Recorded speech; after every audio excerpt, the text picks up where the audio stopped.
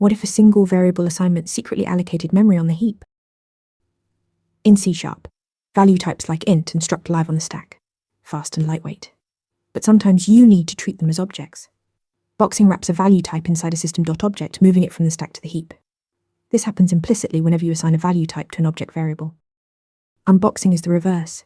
Cast the object back to its original value type, and C# extracts the raw value from the heap. Here is what both look like in code. You declare an int, assign it to an object. That is boxing. Then cast the object back to int. That is unboxing.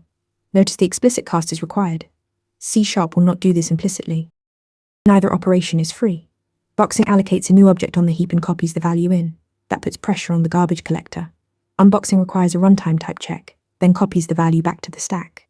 In tight loops, this overhead adds up fast. One more gotcha. Unbox to the wrong type. Say casting an object holding an int to a long. And you get an InvalidCastException at runtime, not a compile time error. Boxing wraps value types as heap objects. Unboxing reverses it. Both carry a real performance cost. Subscribe for more C# fundamentals. Ready to practice for your next interview?